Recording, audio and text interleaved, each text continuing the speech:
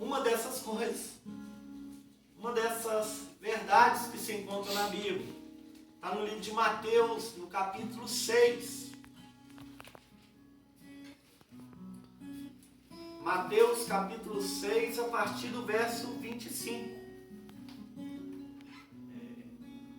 Como nós sabemos, né, a Bíblia, em algumas traduções, em todas as traduções, ela possui alguns títulos dados pelos homens para fazer a separação entre tópicos, entre assuntos. E nesse tópico aqui, a partir do verso 25 do capítulo 6, Jesus começa a tratar ali no Sermão do Monte, no Sermão da Montanha, falando sobre as preocupações da vida. As preocupações. Enquanto nós lemos as recomendações aqui de Jesus, parece algo assim tão atual, né? Como que nós vivemos às vezes despercebidos e deixamos de observar as coisas mínimas, mas que tem um reflexo muito grande na nossa vida. Jesus começa a falar no versículo 25 assim: portanto eu lhes digo, não se preocupem com a sua própria vida, quanto ao comer ou beber, nem quanto ao seu próprio corpo, quanto ao vestir. Não é a vida mais importante do que a roupa? Não é a vida mais importante do que a comida? E o corpo mais importante do que a roupa? Observe as aves do céu. Não semeiam, nem colhem, nem armazenam em celeiros. Contudo, o Pai Celestial as alimenta. Não tem vocês muito mais valores do que elas? Quem de vocês, por maior que seja a preocupação, por mais que se preocupe, poderá acrescentar uma hora que seja a sua vida? Que pergunta, hein, meu irmão? Quem de nós, com todas as nossas preocupações, poderemos acrescentar uma hora ao curso da nossa vida? Por que vocês se preocupam com roupas? Veja como crescem os lírios dos campos. Eles não trabalham nem tecem. Contudo, eu lhes digo, que nem mesmo Salomão, em todo o seu esplendor, vestiu-se como um deles. Ora, se Deus veste assim a erva do campo, que hoje existe e amanhã é lançada no fogo, não vestirá muito mais a vocês, homem de pequena fé. Portanto, não se preocupem dizendo que vamos comer, que vamos beber, ou o que vamos vestir, pois os pagãos, aqueles que não conhecem a Deus e que correm atrás dessas coisas, é quem corre atrás dessas coisas. Mas o Pai Celestial sabe o que vocês precisam. Versículo 33. Busquem, pois, em primeiro lugar o reino de Deus e a sua justiça, e todas essas coisas lhes serão acrescentadas.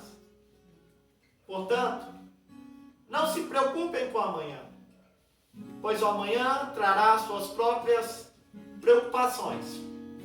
Basta a cada dia o seu próprio mal. Interessante que Jesus ele traz esses ensinamentos aqui num dos maiores discursos dele nos evangelhos, ou o maior discurso, que ele é proferido entre o capítulo 5 até o capítulo 7 de Mateus, conhecido como o Sermão do Monte. Jesus fala de vários assuntos e dentre eles essa preocupação com a vida. E como nós andamos, preocupados com a vida? Como nós andamos preocupados com as coisas, o que eu tenho meu trabalho, eu tenho o meu estudo, eu tenho as minhas obrigações, e isso no meio de uma sociedade, isso é louvável. A Bíblia ela não entra em conflito com a própria Bíblia. Nós vemos o apóstolo Paulo falando a Tessalonicenses sobre os irmãos de Tessalônica, orientando eles ali para observar aqueles que não trabalhem. Fala, observe esses aí que não estão trabalhando. Eu recomendo a vocês que aquele que não trabalha também não come. A Bíblia, de maneira nenhuma, ela está falando para que nós não trabalhássemos, não preocupássemos com isso. Não, é louvável o trabalho, é louvável o estudo, é louvável o ministério, o serviço ministerial, é louvável as obrigações de casa, mas em primeiro lugar na nossa vida tem que estar a nossa busca por Deus. Em primeiro lugar na nossa vida tem que estar buscar conhecer quem é Deus. Oséias, escrevendo no capítulo 6, ele fala conhecer ao Senhor, prosseguir em conhecer ao Senhor. Jeremias, ele fala busque ao Senhor. Isaías fala buscai ao Senhor enquanto se pode achar. Quando nós vemos as recomendações de Deus durante a história, é busque ao Senhor. E o que Jesus está trazendo aqui, aquelas pessoas que estavam ali ouvindo o Sermão do Monte, o que ele traz ao nosso coração é: não ande ansioso com outras coisas. Não deixe que a preocupação deste mundo tome aquilo que é mais precioso, prioridade ou mais importante na sua vida, que é buscar o Senhor. E quantas vezes nós ligamos a televisão e está lá uma notícia? Nós abrimos a internet e outra notícia. E nós vamos enchendo a nossa cabeça com aquilo. E deixamos que o problema se torne maior do que Deus. E esquecemos do principal, que é buscar o Senhor em primeiro lugar. Buscar o reino de Deus e a sua justiça. Nós estamos vivendo tempos em que existe uma pandemia no mundo. Isso é de conhecimento de todos.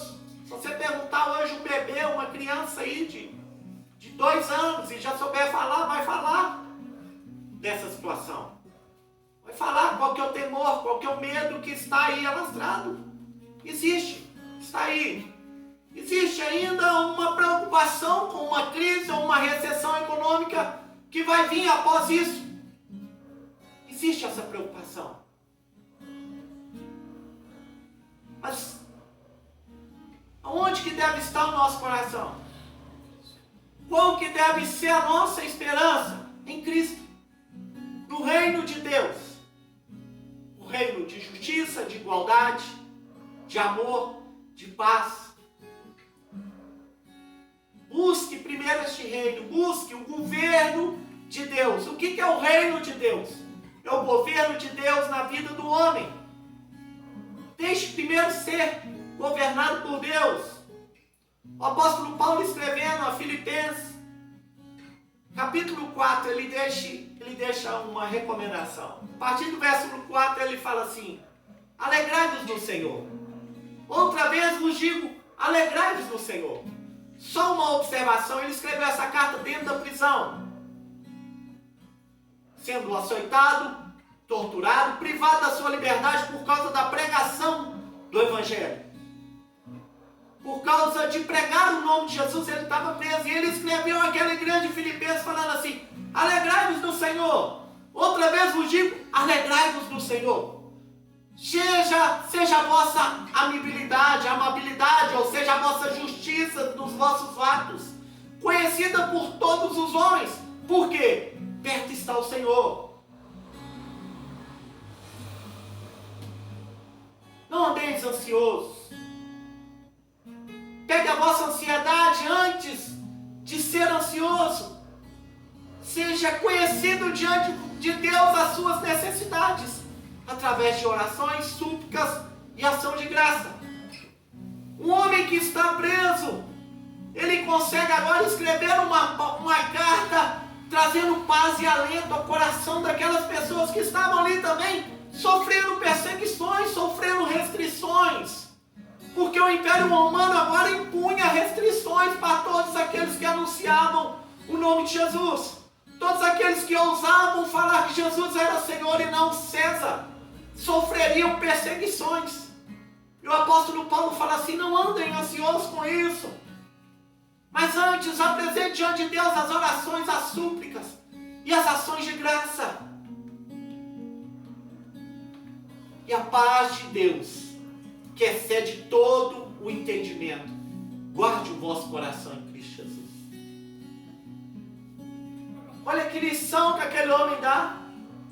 No meio de toda aquela situação, ele ali, talvez um homem digno agora das pessoas olharem e falar assim: coitado, ele está preso à toa. Olha a dificuldade que ele está passando. Não, aquele homem tem força para escrever para os outros: alegrai-vos, não andem ansiosos.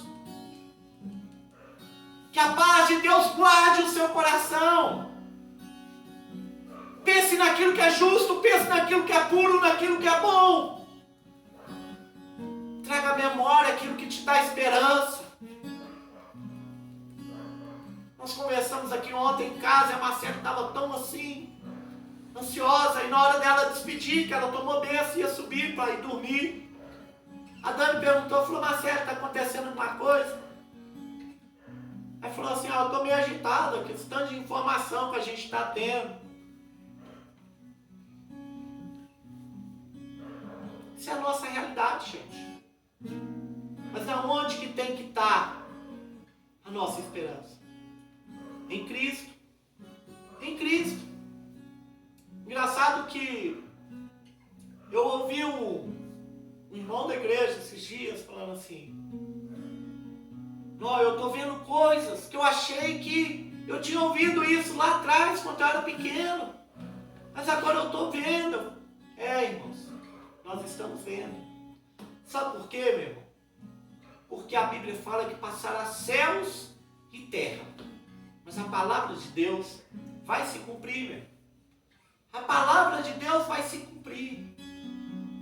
E o que nós vivemos hoje não é a última pandemia, não é o último sinal da volta de Jesus que foi anunciado há 2000 anos atrás, ou mais, porque os próprios profetas já anunciavam, né?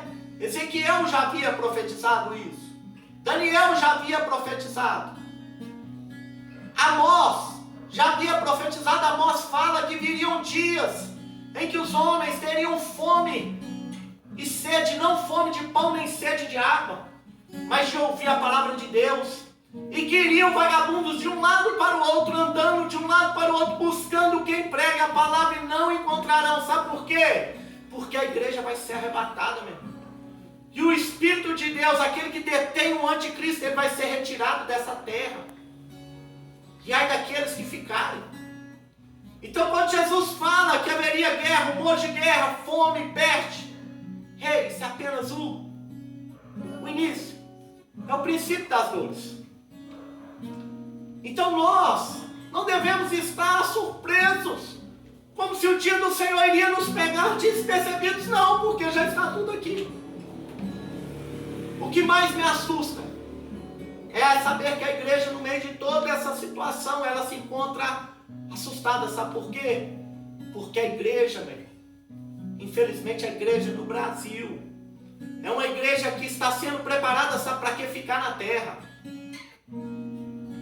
É uma igreja cujo a maioria dos sermões, as maiorias das pregações são baseadas no conquistar, no ter, e não ser uma nova criatura, e não se preocupar com a volta de Cristo. Isso é hora de nós despertar. Paulo, escrevendo em Romanos, fala assim: é hora de despertarmos do sono, porque a nossa salvação está agora mais perto do que quando aceitamos a fé. É hora de despertarmos.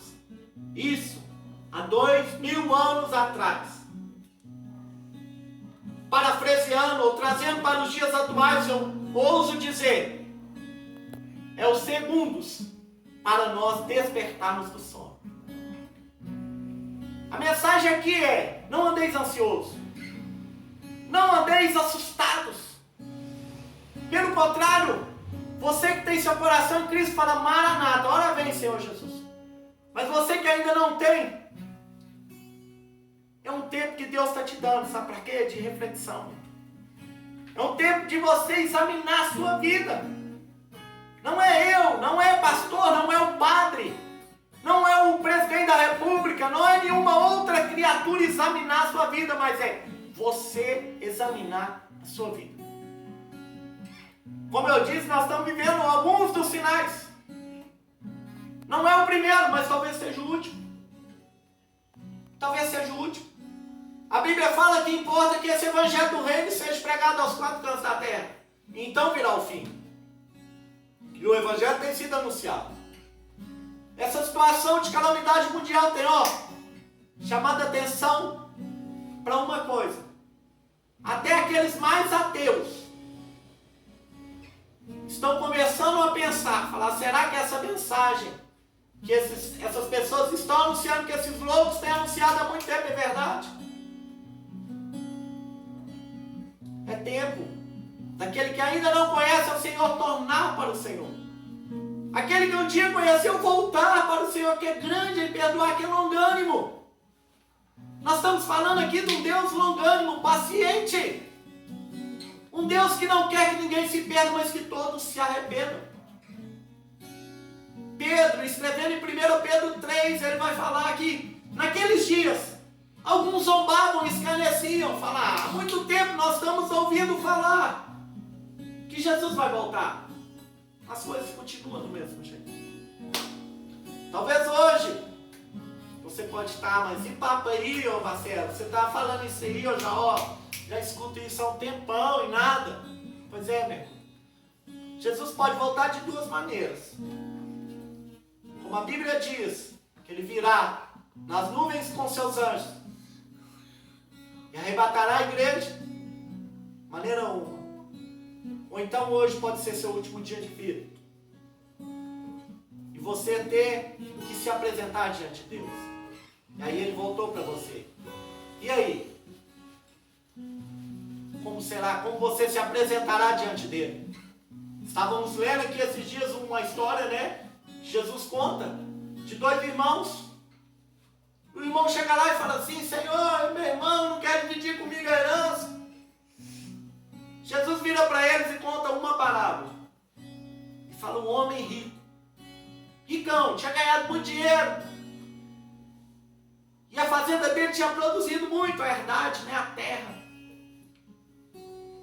E ele fala assim: não, eu tenho muitos bens. Farei uma coisa: derrubarei esses celeiros, construirei outro maior, para poder guardar, armazenar todos os meus bens. Então direi para a minha alma: come e bebe e descansa, porque você tem muitos bens. Você tem bens para muitos anos. E essa parábola fala que naquela noite Deus aparece para aquele homem e fala assim: esta noite lhe pedirão a tua alma. E o que você tem guardado, para quem será? Jesus deixa ali uma mensagem para aquele homem, falando assim: também é aquele que é rico para com os homens, mas não é rico para com Deus. Jesus orienta para que nós não guardássemos tesouro nessa terra onde a traça corrói, o ladrão vem e rouba, mas que possamos ser ricos com ele. Não estou pregando quando você ter bens e ter dinheiro, não estou pregando quando eu estou pregando onde está o seu coração, onde está a sua preocupação, qual que é a sua prioridade, meu irmão. É buscar Deus ou buscar as coisas desse mundo? É querer ser rico com Deus ou querer ser rico aqui? Que possamos ter a prioridade na nossa vida de buscar o reino de Deus, buscar as coisas de Deus em primeiro lugar, e as outras coisas vão ser acrescentadas. No meio de toda essa situação, de toda essa crise, o que devemos fazer? Primeira coisa, buscar o reino de Deus, buscar o governo de Deus. Deus fala de várias maneiras. Eu consigo enxergar no meio dessa situação e ouvir a voz de Deus. que nós possamos estar sensíveis para ouvir o que Deus quer falar conosco. Talvez seja um freio para a sua vida. Você que anda aí a 200 por hora, a sua vida é sair cedo e voltar tarde, comer o pão de dores. E a Bíblia fala que aos seus amados Ele dá enquanto descansa. Amém? Seja essa mensagem, Deus possa estar falando no seu coração, assim como Ele tem falado no meu coração. Isso serve para mim, meu. Eu sou um cara que quem me conhece, né, quem vive comigo no dia a dia sabe como eu sou. Eu sou 200 por hora. Eu acordo pensando em trabalho. Eu vou dormir às vezes de madrugada. Antes de dormir eu estou aqui, tá ali, trabalho, em cima da mesa. Mas é Deus nos chamando para perto. Qual que é a nossa prioridade? E eu sou uma pessoa que eu nunca eu posso esquecer de onde Deus me tirou. E qual que é o propósito supremo dele na minha vida. Ainda que passe pelo trabalho, ainda que passe por uma qualificação profissional, através acadêmica, através dos estudos, ainda que passe o propósito de Deus por isso. Mas o maior propósito de Deus para a minha vida é proclamar essa verdade. Jesus vive, Jesus reina, Jesus viveu entre nós, morreu, ressuscitou e um dia Ele voltará. Amém? Deus abençoe a todos, no nome de Jesus.